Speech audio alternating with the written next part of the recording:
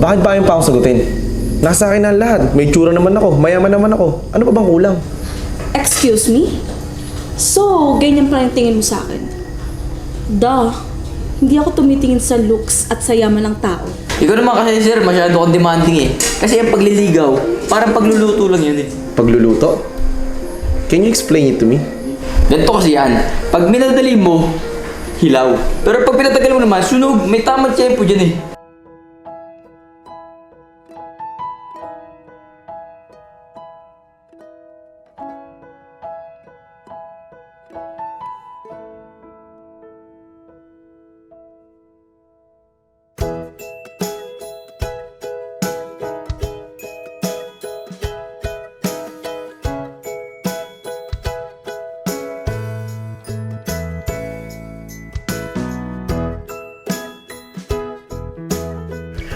Ah, aray! Sakit. Thomas, ano ba nangyari sa'yo? Naiwa ko eh.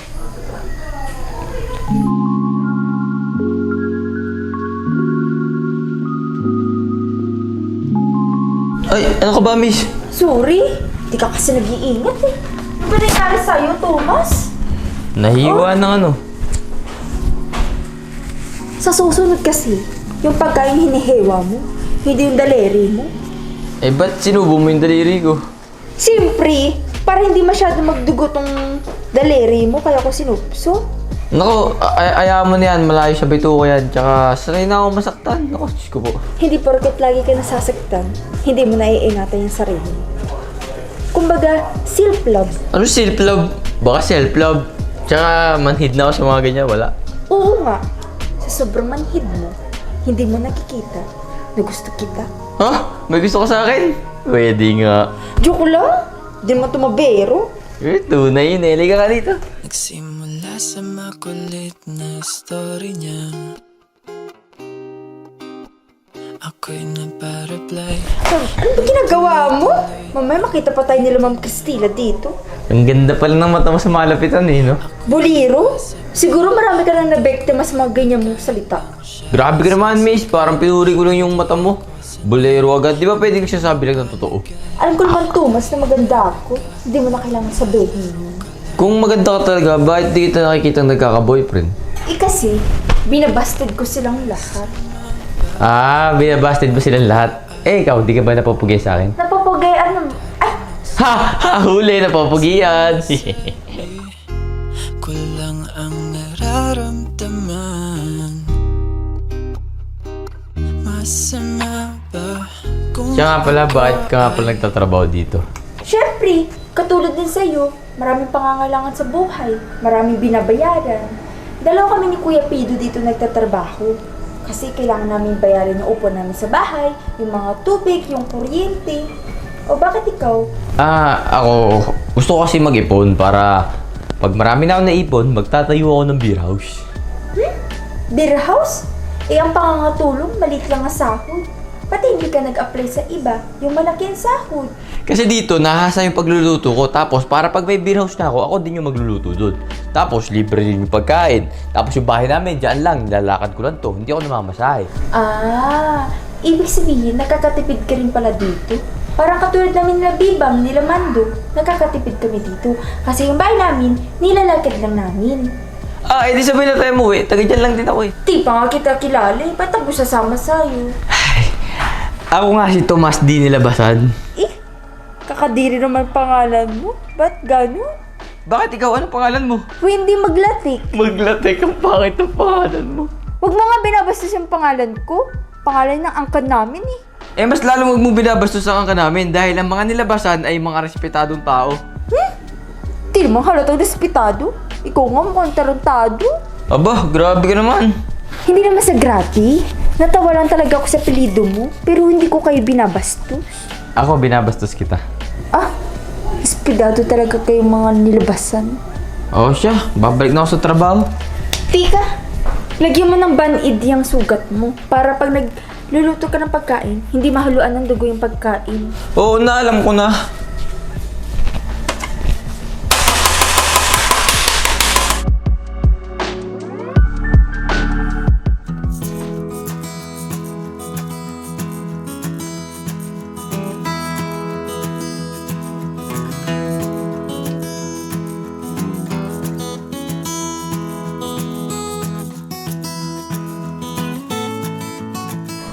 Allison, I missed you. How are you? I miss you too, Cristela. Everything is fine. Oh, that's good to hear. Teka, kamusta pala kayo ni Mando? Nung nag-date kayo masaya yata kayo dun sa isang sulok. Tsaka ikaw, kayong dalawa ni Mando, sinet up niyo pa yata ako. Hindi ko plano yun. Plano talaga ni Mando at Chad yun. Pero, kayo ba? Kamusta na kayo? Nagliligawan na ata kayo eh. Actually, kind of. Pinayagan ko na siya manligaw. Pero, laylo kami ngayon eh. Ha? Bakit naman? Anong nangyari sa inyo? Masyado kasi siyang demanding eh. Gusto niya, sagutin ko siya agad. Pagpasensyahan mo na lang muna. Tsaka mukha namang gustong-gusto ka niya eh. Baka gusto niya lang na mapasagot ka kaagad. You know, it takes time. I want to know him better pa kasi. Sa bagay, nasa iyo naman yung desisyon. Anyway, let's eat.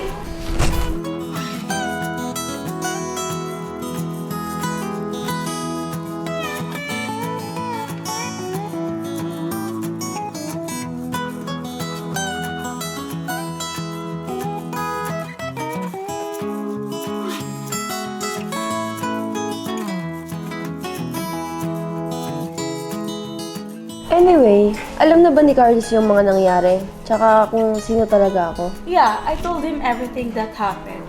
Pero, hindi ko pa nasasabi sa kanya na si Allison ka. Ate, kumain ka na... Wilma? Ba't di ka na pang matulong? Carlos, come here! I have something to tell you. Anong sasabihin mo, ate? Diba, I already told you what happened between Sam and Bebang. Yes, ate. Di ba, ginamit nila si Wilma. Ba't siya nandito? Actually, Carlos, there's one more thing you don't know about. Ano yun, ate? Diretsuhin mo na lang ako. About ba to kay Wilma? Yes, but her name is Allison, not Wilma. Ha? Paano nangyari yun, ate? Allison, tell him everything. Actually, Carlos, nagpanggap lang talaga akong katulong dahil na-inlove ako kay Mando. What? You did that for love? That's amazing. And for your information, Carlos, she's rich too. Really, ate? So we had the same lifestyle? Yes, her family owns businesses too. Oh, I see, ate. Kaya pala close na kayo na para na kayo mag-best friend.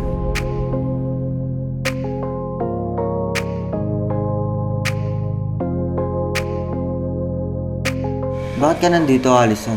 Eh kasi nga Mando, di ba? Pupunta na akong States. Tsaka nagpapaalam na rin ako kay Cristela. Anong sabi nila? Ayun, nalulungkot sila sa desisyon ko pero masaya naman sila kasi mas mapapabuti ako doon. Ako, di mo ba ako tatanungin kung anong masasabi ko? Tsaka yung mararamdaman. Bakit Mando? Sino ba kasi ako sa buhay mo? Mahalaga ka na sa akin ngayon, Allison. Ngayon, dahil ba nalaman mong mayaman na ako? Ha? Bakit? Akala mo ba pera lang ang habol ko sa'yo? Hindi naman, Mando. Nagtataka lang kasi ako nung mga panahong katulong pa lang ako. Hindi mo ako pinapansin. Pero ngayong nalaman mo na yung totoo na mayaman ako, bigla ka nang nagkaroon ng interes sa akin. Hindi, Allison. Mali ka nang iniisip. Di mo kasi maintindihan. Di mo kasi nararamdaman. Ano ba kasi talagang nararamdaman mo? Ang sabi mo sa akin, mahal mo si Bebang, pero bakit ganyan yung pinaparamdam mo sa akin? Noong una, sigurado na talaga ako sa nararamdaman ko para kay Bebang. Pero nung nawala ka, parang kulang. Hinahanap-hanap na kita. Baka naman kasi nagugulhan ka lang, Mando. Di ba nga nag-usap tayo nung na kapag hindi ka sinagot ni Bebang, sa akin ka babagsak. In other words, panakip-butas mo lang talaga ako. Bigyan mo muna ako ng isang pagkakataon para mapatunayan ko yung sarili ko sa'yo, Allison. Pagkakataon? Paano si Bebang? Teka lang muna. Bakit parang ayaw mo na sa akin? May mali ba sa akin? Mas gusto mo ba yung Tomas na yun? Bakit ba lagi mo sinasama si Tomas sa usapan natin? Hindi ko naman siya gusto. Kaya ako sinasabi sa'yo to kasi baka isa sa amin ni Bebang masaktan mo. Simula kasi nung nakita kitang masaya sa piling ni Tomas, hindi ko pala kayang nakikita kang masaya sa iba. Ilang beses ko bang sasabihin sa'yo, Mando, na hindi ko gusto si Tomas? Kaibigan lang ang turing ko sa kanya at hindi na yung lalagpas pa doon. Bakit nagde-date kayo? Ha? Nagde-date? Pasasalamat ko lang kay Tomas yun kasi niligtas niya ako tulad ng ginawa mo noon. Di gusto mo nga talaga siya. Kaya mo nga lang din ako nagustuhan eh, kasi niligtas kita. Mando, mali.